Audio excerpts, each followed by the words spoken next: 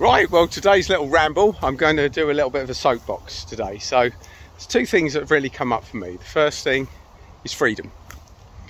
Now, I believe I work with energy medicine. I spent my youth in fields.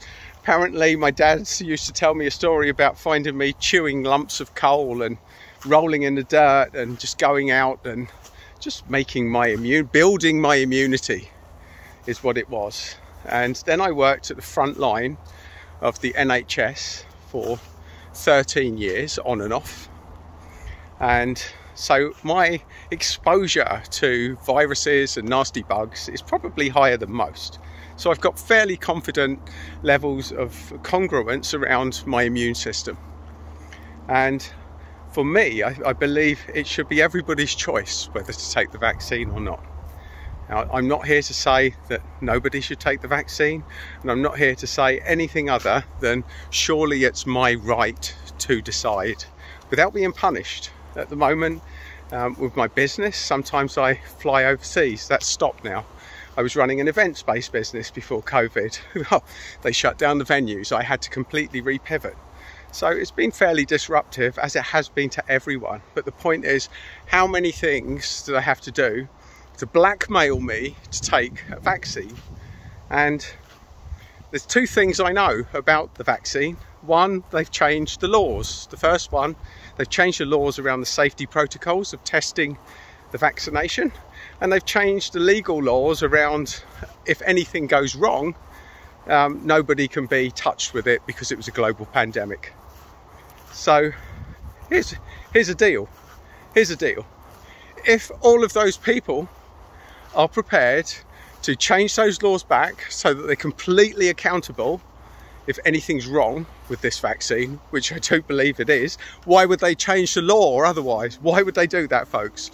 If they're as confident about the vaccine as they say, why change the law to get people off the hook if it doesn't work? Surely these people should be called to account if it doesn't, since we are effectively lab rats. They are lab ratting the global population. And this is all about, we should all have our own rights to choose without being punished for not doing it. And surely it's more dangerous for people that haven't taken the vaccine than it is for those that are double vaxxed who believe that they can't spread the virus. And believe me, folks, there are people that believe that right now, the rhetoric. So you ask yourself, who are the most alarming group at the moment?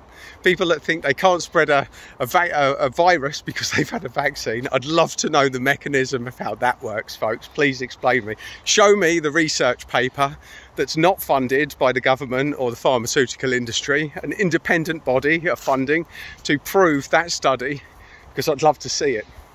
So that's me on my soapbox, folks, and it should be that we all have the right to decide for ourselves. What you do is your business, that's your call. What I do, surely that should be my call. There shouldn't be a band of wolves right now baying for blood, calling me and other people who've chosen not to take the vaccine the risks to them. They've been double vaxxed and we're the risk. I love that. You know, if the vaccine works, why would you worry about anti-vaxxers? Why would you worry about anyone that's not had the vaccination because you've been vaccinated? Except, no, it's a different letter of the Greek alphabet as a strain out there. The goals keep changing, folks. How many vaccines to how many variants will be enough, and where does it stop? Where does it stop, folks? Change the law back, make people accountable, and then I'll believe you. That's the bottom line, folks. That's the bottom line.